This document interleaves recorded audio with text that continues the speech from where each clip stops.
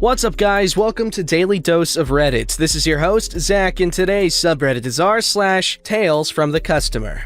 Alright, this story's called Soft Water Machine Company Uses Local Law to Force People into Contracts. Can't handle when laws are used against them. Reading a similar story reminded me about the issue I had with the soft water company in my town. When I first moved to my town, I heard rumors about the soft water and plumbing racket. All plumbers' licenses and all soft water machines and contracts in this town are operated and or owned by one company. The company was shady as fart knockers and would use deceptive contracts, got sued all the time, etc. As this was the first time I'd be in control of the utilities and bills for the whole household, I decided I didn't want that drama. Besides, where I'm from, the water was literally chunky because of calcification during colder weather. I'm used to it. A bit of lemon juice and white vinegar solves all the problems. I also do my own plumbing. During the sale of the house, I was made aware of a soft water machine that was under the previous homeowner's lease. Because of how it all works legally, it would be my responsibility to either sign my own lease within a month of the sale date or to get the soft water company to remove it so that the lease wouldn't automatically transfer to me. I requested the prior owner to move the machine upstairs and into the storage shed so that way I could have the company take it quickly and drama-free. Too bad I was wrong, as this business must somehow profit from drama. I tried to get the soft water company to come take the soft water machine, but they kept putting it off. They tried to say it'd be so much more expensive because of installation fees when I changed my mind later. They kept scheduling a pickup, then not showing up, and their call rep would simply say another job had kept them too busy to show. The call center kept trying to coerce me into a contract by saying I could be guaranteed a pickup after 60 days,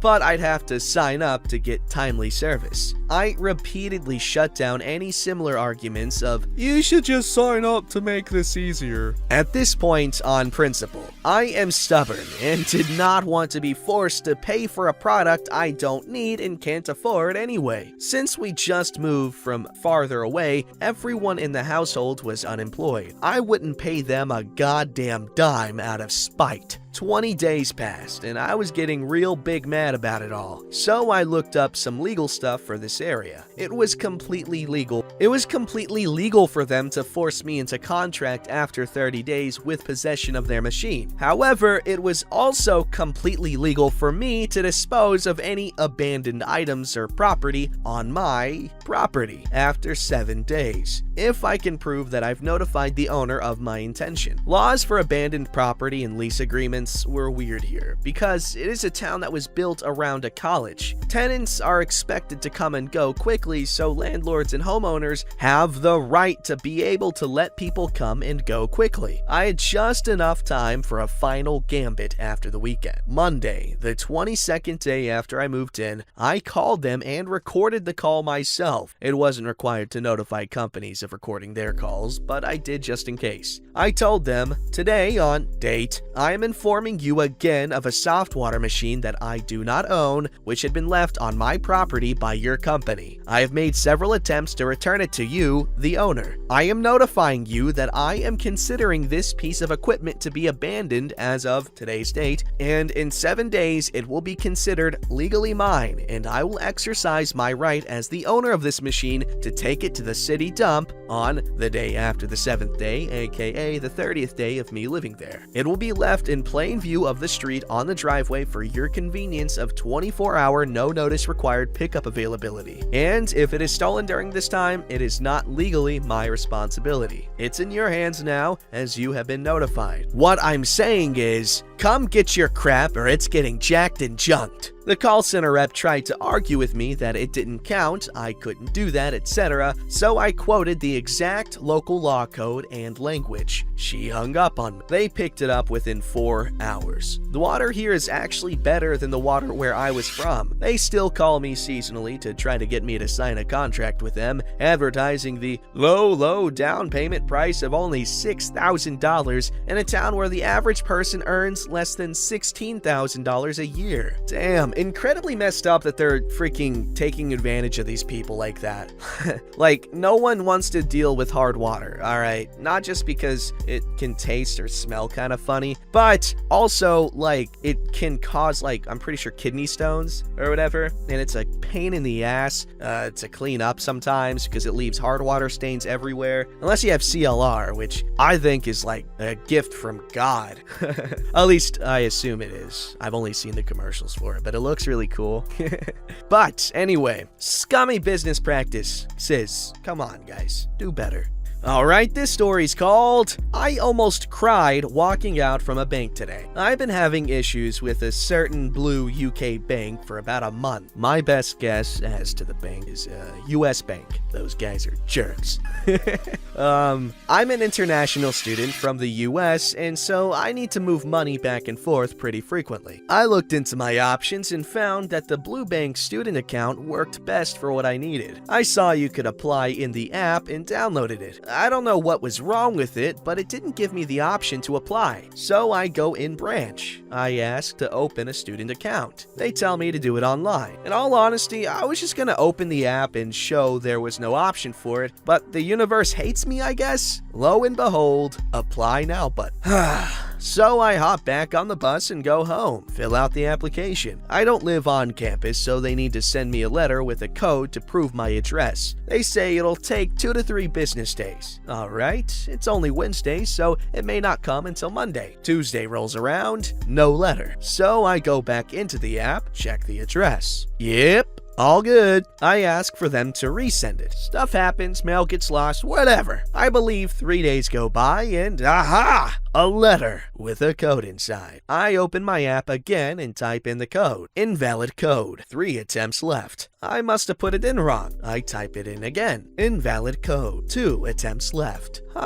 Maybe I messed up the last number. I type this one out super carefully. Invalid code. 1 attempt left. I don't want to risk having my whole application thrown out. I think maybe this is the first letter, and when I requested the second, it invalidated the code in this one. I wait a few more days, and finally, the other letter is here. Type the code in, and wha-bam! I'm in, baby. I have to fill out some info about taxes, income, and the like. No problem. The app closes every time you click the home button, so if I had to go, say, pull up my social security number, I had to start this section over again. It was annoying, but I get it. Finally, it asks for my UCAS number. It's a nationwide way to apply for multiple universities in the UK. I didn't apply through UCAS. I applied directly through the school. So I click the No UCAS number. It tells me, no problem, just bring in some paperwork to your branch and verify you're actually a student. Annoying, but again, I understand. My school is kinda strange. I have class from 10 to 5 every day except Wednesday. The bank hours happen to be 9:30 to 4 o'clock, and they're closed on the weekends. So I wait a few days, and here we are today. I gather all the paperwork they need and head on over. I get there and tell them I need to verify that I am a student for my account. The lady behind the counter just stares for a moment and asks me to wait. Yeah, sure, no problem. She gets up, and I can hear her asking her coworker about what to do. I knew this wasn't gonna go well from that alone. She sits back down, and a weird game of telephone starts. Her coworker asks a question. She turns and asks me, wait, do you have to prove you're a student? Oh, just my CAS, student ID, and my acceptance letter. Passport? Yep, and my residence permit. Proof of address? Got those papers right here. UCAS number? Yeah, wait, what? No. Oh, sorry, you can't apply for a student account without one. I am freaking dumbfounded. I tried to explain. I applied through the app. They asked me for my UCAS number. I told them I didn't have one. The app said to come into a branch to verify I was a student. That I didn't need a UCAS. I'm just gonna call it UCAS. UCAS. Her other coworker asks what's going on. Oh, she just tried to apply for an account that wasn't right for her. She turns back to me. Just go back onto the app and apply for a regular account. Besides, we don't have any appointments until Brovid is over. I leave, wanting to cry out of sheer frustration. I probably could have thrown a fuss and asked for a manager, but I was so over this, and I'm not good with confrontation. I can't do anything without a UK bank account. I can't get internet, I can't get a real phone plan. I have a pay-as-you-go SIM card, but I can't pay for more than 1 month because to top up, you need a UK bank account. I can't pay rent without basically doing a wire transfer, and my landlord doesn't like it. The fees to transfer money doesn't seem like much initially, but we've probably lost a couple hundred at this point, and for a college kid, that's a lot. I'm just so tired and annoyed I've wasted like 3 weeks doing this, and now I've been told I basically have to start over. Thanks for hearing me out. That's redonkulous. And sounds like a big old pain in the booty. But you know what they say about booty pains? They pass. Especially if you get a booty massage. But you can't really get a booty massage, without a bank account. Actually, no, I'm pretty sure massage places are like, more cash oriented. No, I'm probably just thinking of like, you know, those outside the law massage parlors. The fancier ones are probably, you know, card accepting or whatever. I don't know what I'm talking about. Anyway, my point is, stay away from food that makes you sick. Alright, this story's called When Hillbillies Go Shopping. Hi! I was doing some online shopping the other day, and these stories from our family lore came to mind. Quick and, I hope, funny. I thought I'd share them with you. Some background. Most of my family are mountain folks. While most people who inhabit the beautiful mountains of our planet are intelligent, some of my relations made Jed Clampett look smart. I'm talking moonshine still behind the barn, outhouse behind the bush folks. Adventure was a trip to town in the 30-year-old pickup, and high society was wearing your clean jeans to a local burger place. I love it. These stories happened back in the 60s, when a certain national catalog company finally sent their books to the mountain. Is it Sears? I bet it's Sears. Story 1. Great Uncle's Catalog Catastrophe. Great Uncle received his catalog at the town post office and gleefully took it home. Uncle arrived home, fed the pigs, and poured himself a mug from his jar of moonshine and sat down to look at the bright, shiny pages. Boots, toys, dishes all danced before his eyes. Then his gaze fell on something in the book. He stopped. He stared. He turned the page and stared some more. Now, Uncle was a single man, having been cursed with bachelorhood well into his 50s. So what he saw got him more than a bit excited. He could read, a little, and write well enough to laboriously fill in the order forms. The next day, he took his letter to town and sat back to wait for his order to arrive. Never had 3 weeks seemed so long. Then, one bright, sunny day, a neighbor showed up with a box for him from the catalog company. Uncle was confused. It seemed much too small, but he opened it up and stared in dismay at the dress inside. "This ain't what I wanted. That there is a dress." "I know that, dummy. I didn't send away for no dress. I wanted the girl what was wearing it." He did not actually try to get a mail-order bride. Silly, you don't go to Sears for that. You go to Walmart. For real, they have like everything. Story 2. Auntie Gets Married. When my auntie was 16, she became engaged to her childhood sweetheart. She was wild with excitement and happily set about planning her wedding, and nothing would do but she had to order her dress from the catalog company. The book was pulled out, pages were poured over, and her beautiful white lace dress was ordered. 3 weeks later, her dress arrived, and Auntie immediately put it on, and for the week before the wedding, ran barefoot up and down, back and forth, all over the mountain, showing everyone her beautiful city wedding dress. Oh my god. The day of the wedding dawned, and Auntie came sashaying down the aisle, still barefoot, in her now ragged dress with its dirty hem trailing along the floor behind her. She reached the front, beamed at her groom, and the minister started his speeches. About halfway through the ceremony, a small voice interrupted the minister. It was my auntie. "Preacher, can I have me a stool? My feet sure are tired." I love it. Story 3. Last one. Cousin Harold, not his real name. The accidental shoplifter. Didn't want to incriminate him, huh?